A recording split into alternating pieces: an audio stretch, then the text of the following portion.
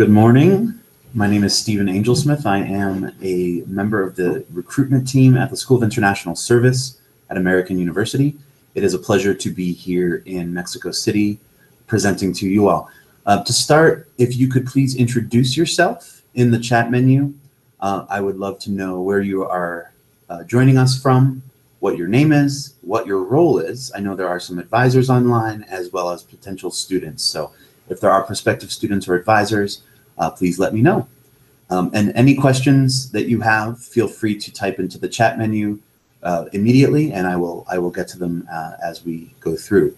Again, my name is Stephen Angelsmith, and I'm going to type in my contact information just so you have it in case anyone needs to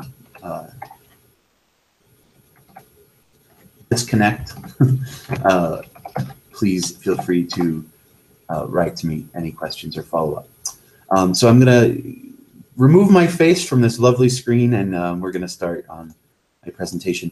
My presentation is a presentation that focuses on how to select a program that fits. Now, the idea of this presentation is really, this content may be useful for students who are prospective students in a number of fields, primarily international affairs. However, some of this advice may be applicable to across industries, across different sectors. How to select a program that fits. Now, the graduate landscape in the United States is, as you know, often very competitive, especially at top schools. Now, selecting a program that fits an individual, I think there's a lot of people that don't always think about all the many facets of the graduate school experience in the U.S. And so today I'm hoping to spark some ideas, especially if many of you are education advisors around the country. I'm hoping that some of these things will help you in that respect as well. So this presentation is going to have three parts. The first part, I want to go over general graduate school considerations. The second part, we're going to talk about how specifically the field of international affairs, how these things can affect the field of international affairs. And then I'll briefly just touch upon our own programs within international affairs and how some of these considerations can be brought into when applying to either us or some of our competitors across the international affairs landscape. The graduate school experience in many fields is not just about research. It is a professional-oriented program. That's our programs. We do have 15 master's programs and many similar programs across international affairs. You're certainly learning about things. You're becoming a specialist in many different fields, but you're also learning how to create things. You're learning how to build things. And perhaps most importantly, you're building a community and you're maintaining this community. So when you're looking at the graduate school experience, or when you're advising students to look at the graduate school experience, I always urge people to look at the broad community and look at the broad aspects of that community that they will be entering. So it's not just a curriculum question. It's not just how much does it cost, how much are the potential scholarship opportunities, but also what is the community like? What are the values of that community? So some triggering questions especially for our advisors. Some things that you can start with if a student goes in and says, I want to study in the US. I don't know what, I don't know why, but I think it would be a good idea. So these are some things that you might want to start with.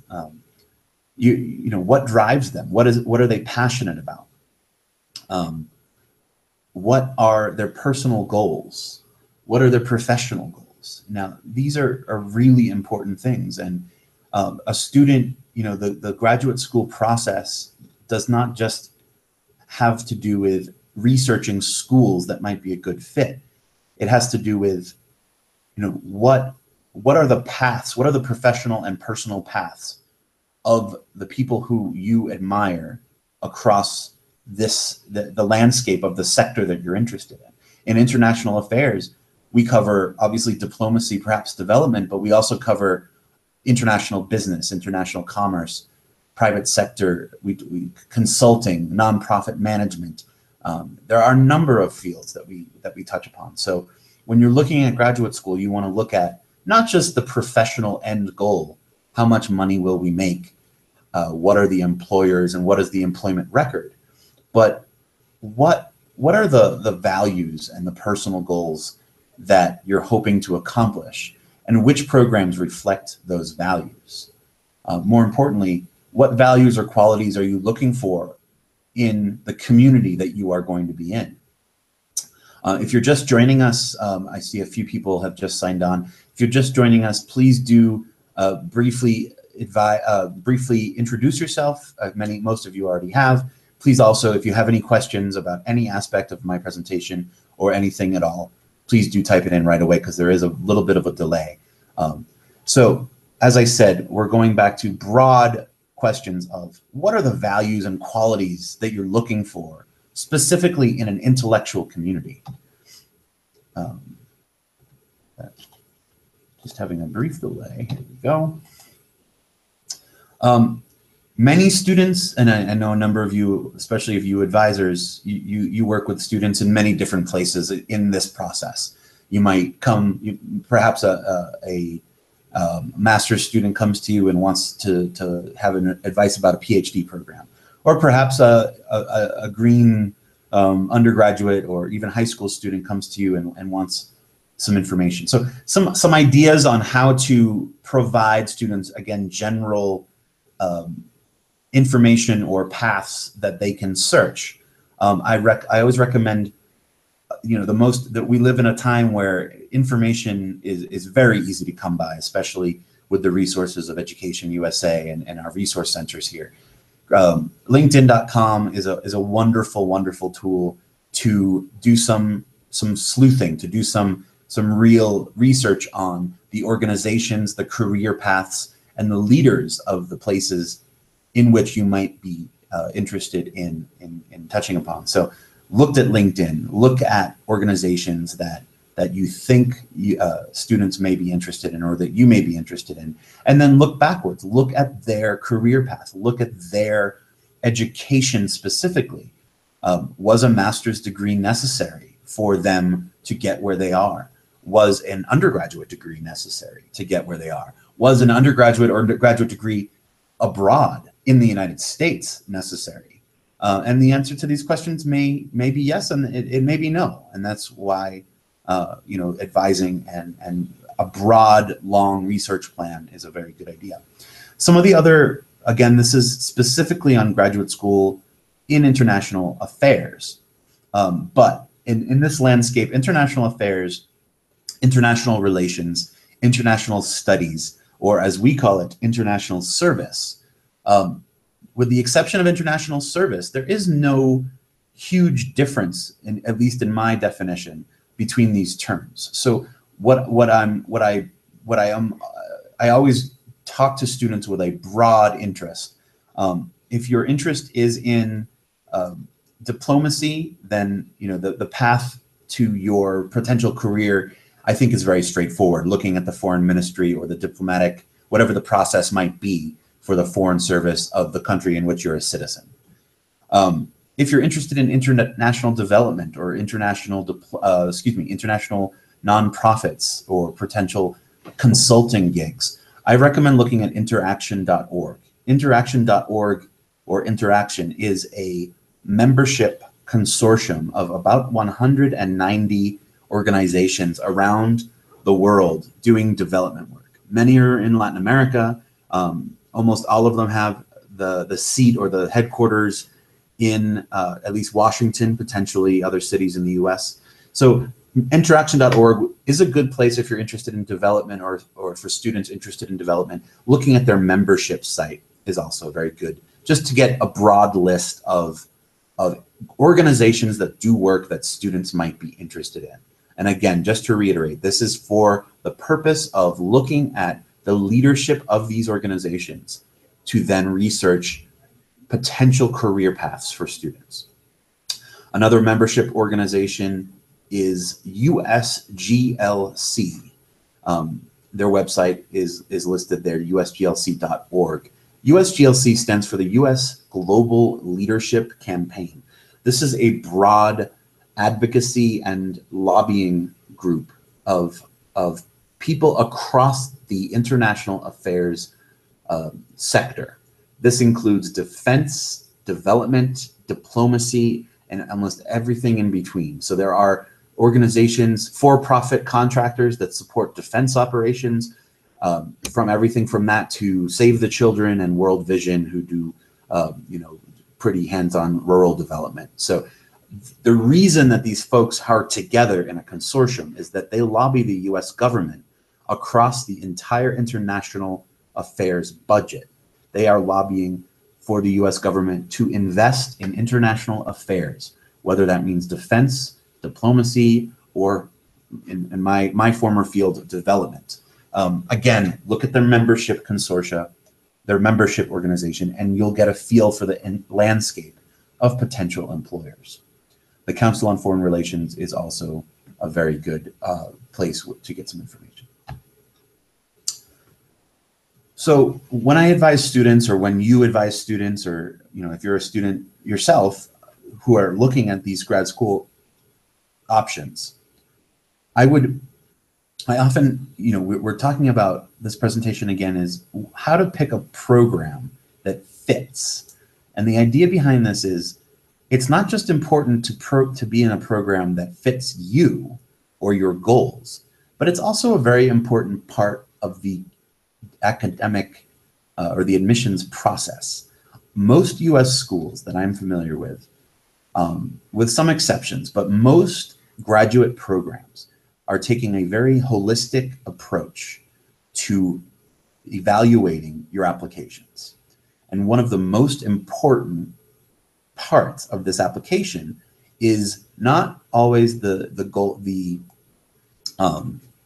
exam grades or the GPA or your marks from undergraduate, but it's often the most important part, especially at a School of International Service, in my opinion, is the particular statement of purpose in which you are making a case for you being a good fit for the program to which you apply.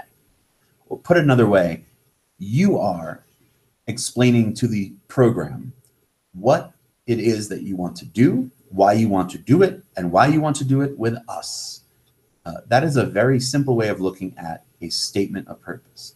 And so to make that case to the program or programs that you may apply to, you need to understand the culture, the values, and the everyday focus of all of the different programs. So again, go back to international affairs. There are a number of programs that we have 15 programs, but there are several partner schools with very strong international affairs programs. One resource, if you are interested in international affairs, is going to be the Association of Professional Schools in International Affairs. I'm typing in the link there to share. That is the APSIA.org is a consortium of international affairs programs. But across these programs, again, they each have a focus, they each have a culture, they each are looking potentially for slightly different things. And your fit for one might be not as strong as a fit for the other. So in order to build the case for your fitness or how strong you are for a particular program, you need to consider the things that are currently on the screen. You want to think about, what are the faculty interests? What are the faculty doing in this community? What are they working on? What are they researching? How accessible are they? What is the ratio between faculty and student? Knowing the school culture is very important. Being able to discuss, ask alumni, ask current students what they believe, if they could sum up the school culture, what is it? Is it a place that values competitiveness? Is it a place that values cooperation? Is it a place that, these are all really important considerations. International experience. What's the location of the school? For some programs, again, international affairs, we're located in one of the best places to study global affairs in Washington, D.C. But there are other programs that offer a more tailored, perhaps more rural program where you're in a more of a, you know, traditional liberal arts university in a smaller community. And perhaps you go to Washington on a summer or so. There are pros and cons to both of these models. Another consideration is, do you have the flexibility to pivot and change your mind if you do have a change of heart in your program? Many students, you know, we often, graduate school is not the place to come to find what you would like to do with your life. You want to do graduate school when you're pretty sure of your passion and what you're going to be doing in terms of what you're interested in. But some programs are much more flexible than others. And so again, is that something that you're going to want to focus on or not? So back to, again, that was the part, those are the considerations that I view much more universally applicable to graduate school in general. This is going to be a little bit more to approaching international affairs.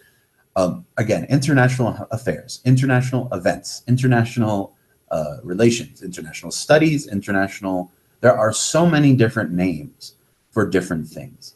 And in many communities, yesterday I was at a university here in DF, and it was they explained that it was the international relations program.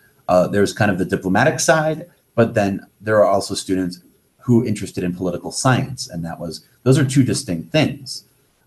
So again, looking at resources such as APSIA, which I have typed in, that's apsia.org.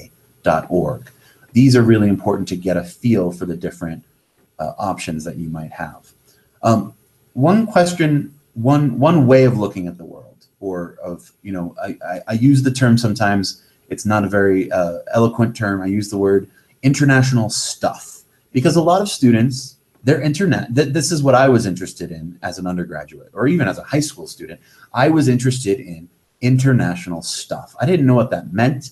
I was vaguely, I love to travel. I love to learn languages. I loved to meet people from other cultures. I love to interact with those people. I did several study abroads, and I learned a couple of languages. I didn't know what field that was. I knew it wasn't international affairs in the sense that I didn't want to study game theory. I was much more interested in intercultural relations, almost from the more public diplomacy side of the house. So if students are vaguely interested in international themes or international stuff, as I said, one way of looking at it is pick an international story or a prominent international story. These are some examples from actually probably a year ago now, but let's think of let's think of the Syrian civil war, because unfortunately that's still very much present in our news and in our international affairs watchers. Syrian civil war. Ask a student, what aspect of that catastrophe are they passionate about solving? What aspect of that terrible situation are they interested in maybe reading about, learning about, writing about, researching, or even going and having an effect on? So is it the diplomatic, the diplomatic talk, the high-level Russian US UN talks? Is it the on-the-ground development considerations? Is it the social entrepreneurship going on inside a refugee camp and on the Turkish border? Is it the gender and child needs on the ground? It's the conflict resolution dynamics. Is it the academic side of the conflict resolution dynamics? Is it the ethics? These are all aspects, very, very many sides of the same story or the same world event. But the answer to that question may be helpful for a student to really narrow in. I found that I've worked with many students that don't know that intercultural affairs, for example, is a field. I didn't know that. And, you know, rather than call it international stuff, I can now say, you know, I work in the field of intercultural affairs. I've done some research in it, and now I advise in different capacities. So there are many aspects to international affairs, and narrowing down what one might do will help this aspect a lot more. If you don't know what's out there, or if you can't narrow down your interests, it's almost impossible to narrow down how you might be a good fit for an institution. But if you are able to succinctly say, I am interested in XYZ, therefore that is why I'm applying to, ABC institution, that's going to be very helpful in both your admission, but also financial resources. Moving on, I kind of glossed over this, but what aspect of these things, here's some more examples of the Syrian civil war part, which you could dissect down into different things.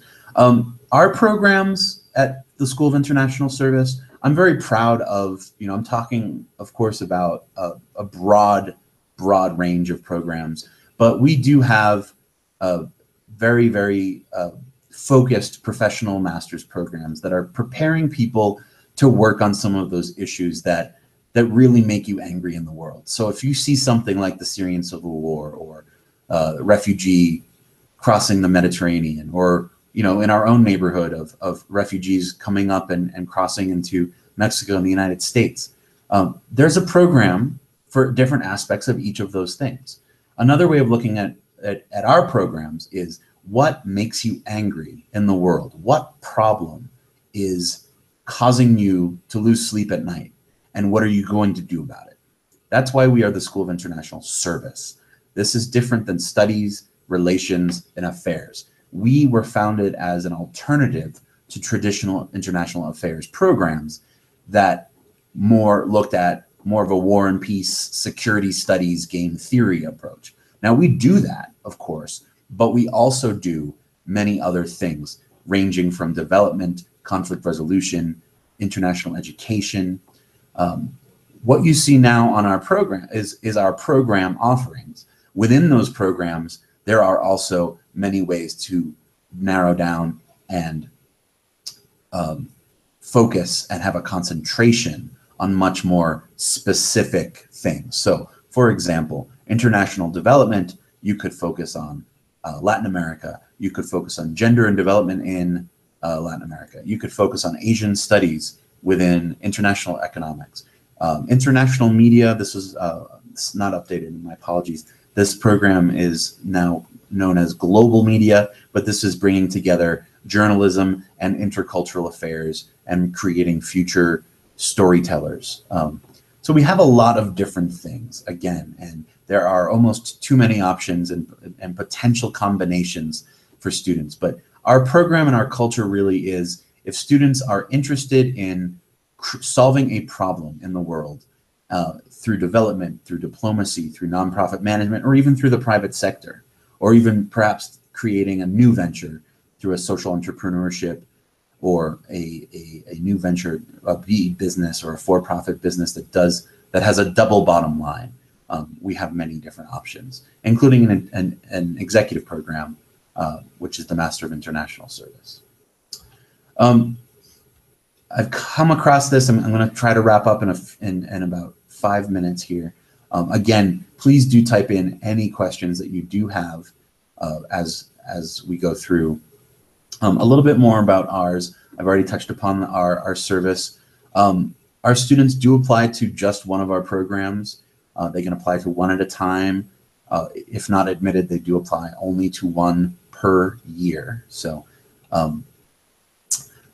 I think I've touched upon this. We are, again, a really flexible program in that we allow students to have the program of their choice, international development or conflict resolution, but then they really drill down and have a secondary concentration.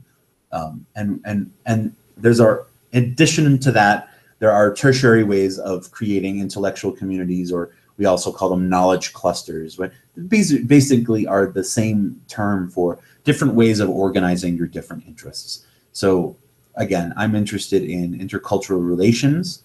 At the time of my master's, I did more something focused on international development, but I was very involved in different extracurricular activities at the school in order to do those intercultural activities. So maybe you're a student who's interested in international diplomacy or governance or conflict resolution, and you don't have time in your schedule to work on your negotiation skills or your economic skills, or you have every program actually has a corresponding student association to that reflects its program interests. So the International Development Student Association has almost bi-weekly events where they have guest speakers, or the AU Negotiation Project is also a way of getting some conflict resolution skill sets, but that's also outside of academia. These are some illustrating some combinations of things that students might focus on. I think if you are interested in development or social enterprise, social entrepreneurship, our social enterprise program is particularly interesting for students looking for creative problems to solve problems, creative solutions to solve problems around the world, whether it be through creating a new venture or starting an NGO or some hybrid thereof between the two.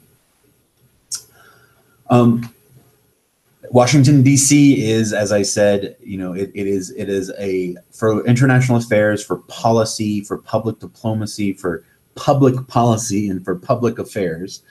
It is an unprecedented laboratory of learning, much like Mexico City is, much like New York City is, much like any international-based capital world city. But Washington, D.C., being the seat of the World Bank, of IMF, of the OAS, there are many different opportunities. And I think the best part, and again, this is applicable whether you study at AU or not, coming to Washington, D.C., if you're interested in international affairs, is really a no-brainer. I recommend it for anyone who's interested in this field, because of the opportunities that are there that you don't know about yet. Now, there are the obvious ones like the Organization for American States or the World Bank, but there are a whole lot more that that exist. Almost every global company has a government or lobbying office in the capital of the U.S. And so there are literally thousands of internships and opportunities, many of which are unpaid, some of which are paid, and it's really where people come to connect. So this is one, again, to talk about our institution specifically. We are a community that is dedicated to cross-cultural understanding, to social justice.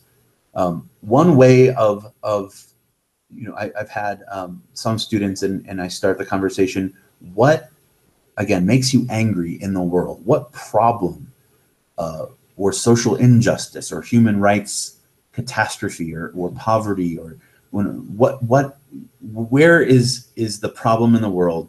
And we are showing you and connecting to your spirit of activism to show you tools to change that problem. And that's exactly what we've been doing for 60 years. We are now in our 60th year. This is a quick snapshot of our community. We are 3,000 people. We have about 900 graduate students. We are 2,000 undergraduate students, about 50 PhD students. We do have a PhD in international relations. We have those 15 master's degrees that I mentioned earlier. And we do also have a number of other international focused concentrations that you can have within a degree program.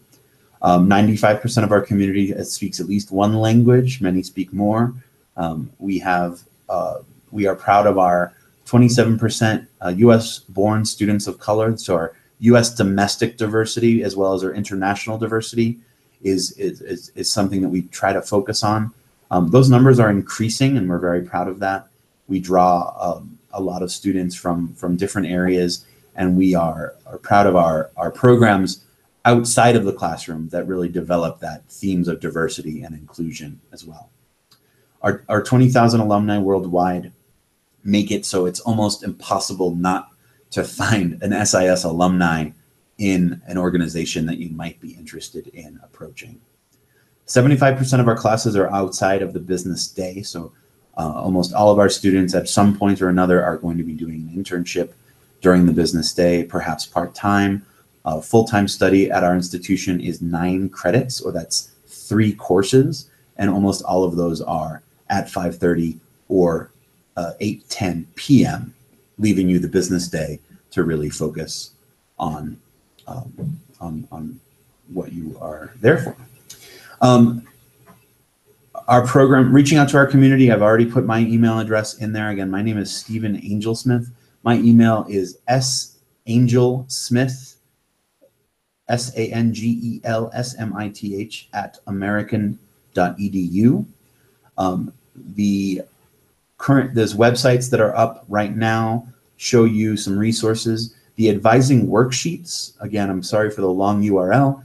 These are resources where you can find the specific program breakout and curriculum and requirements. Course schedule, if you are looking at more ways of researching the institution, or perhaps you saw the list of programs and don't really know where to start because there's just so many, and perhaps students are interested in everything. You want to look at the schedule of courses and see some of the opportunities and options that you would have were you to study there this semester. Career advising and study abroad offices as well are very robust services where we have advising and one-on-one hands-on things. Well, this is a little bit longer than I anticipated. My apologies here. These are some other examples of the extracurricular groups that I was mentioning earlier. We have a strong, the K Spiritual Life Center has services of I think over 30 different religions. We have just a number of ways of getting involved in our community. And I recommend checking out our websites for various aspects of that.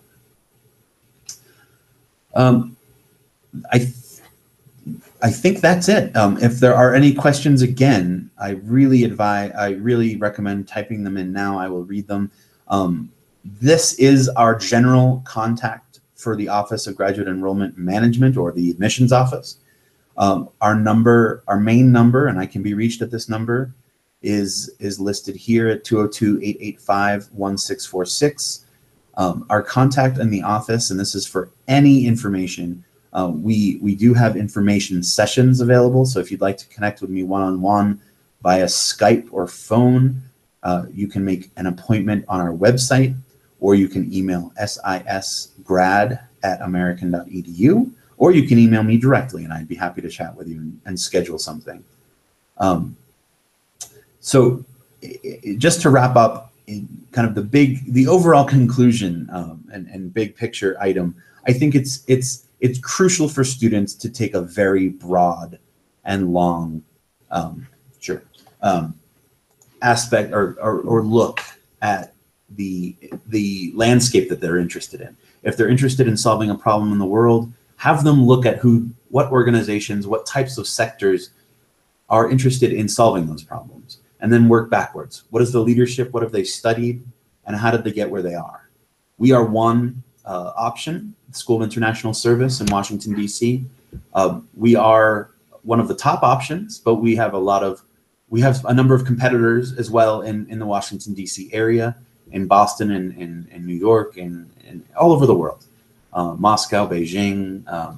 And, you know, I really do believe that following some basic research and starting out and casting a broad net is one way that students will really find a program that not only fits their research and their professional goals, but their personality. And I think that's also extremely important.